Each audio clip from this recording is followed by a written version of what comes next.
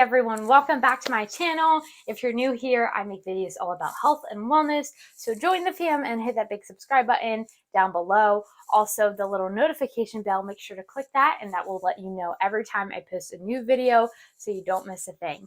So in this video, I'm talking about a particular scales that I love using, but more importantly, how to track and measure body weight and body fat and all that good stuff. So many of us, I think, kind of have this idea that like the higher the numbers on the scales, the fatter you are.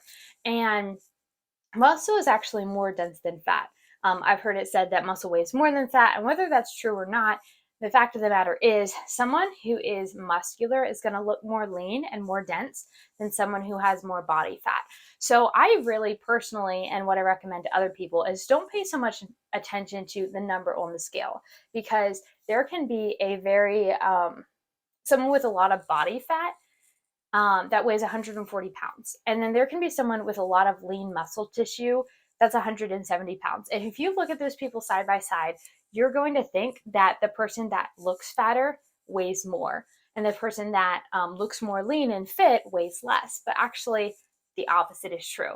So looks can be deceiving, and I recommend using a scales and not looking at really that top number so much, but looking at a scales that looks at your lean body mass, your body fat, the visceral fat, your metabolic age, all those things that really give you more insight into what your weight is telling you, and not so much just that one number.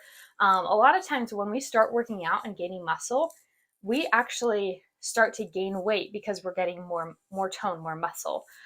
Or sometimes when we're losing weight, it's actually our body breaking down that muscle tissue, and we're losing weight, but we're actually becoming less muscular and more fatty. So I have the scales that I love, and it tells you like your body weight with just muscle or just fat, your body fat percentage. It tells you your metabolic age. It tells you your visceral fat, which is kind of like the fat that's hidden, that's inside, maybe around your, certain organs or whatever. So I really like that scales. And what I've been trying to do is, with my working out, with my eating, really look at those more specific numbers.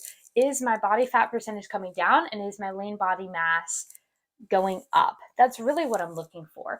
Another thing that's really cool is you are supposed to consume as many grams of protein as your lean body mass. So say if it's, 150, that's how much protein you're supposed to consume in grams. So that was also another reason why I got the specific scales, so that I knew, how much protein my body needed.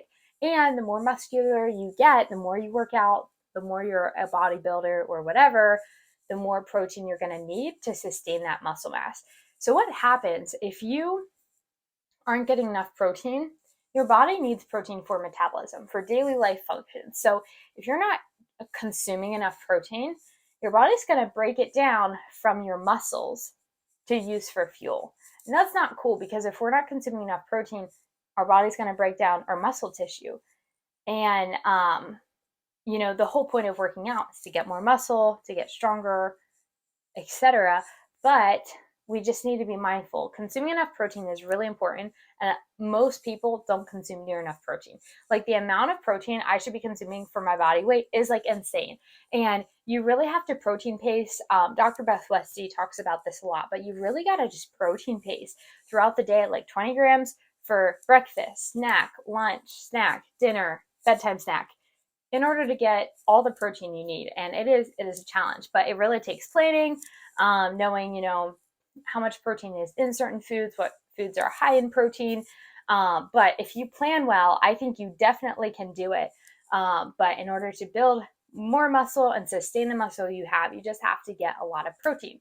Another thing I will mention is it's not always how much protein we're consuming, but how well is our body breaking down the protein that we're eating. Sometimes our gut is not functioning as it should. It's not healthy. We may have a leaky gut, and we might be consuming gobs of protein, but our body, it's not getting in our tissues, it's not getting in our cells, that energy, that fuel. And if that's the case, we really need to work on gut health and fix that leaky gut, fix those gut junctions, fix. I have a video all about this. I'll link it down below, but fix those things so that your body can break down and absorb protein. Very important. And I think a lot of people, they might be doing tons of protein shakes, but if your body can't break it down and absorb it, it's like fuel going in the trash. So having a healthy gut is essential to, absorbing the nutrients for your body to do what it was made to do and be really healthy. So anyway, I hope this video has brought you value. If you give it a big thumbs up, I would super appreciate that. And thanks so much for watching. I will see you in the next time.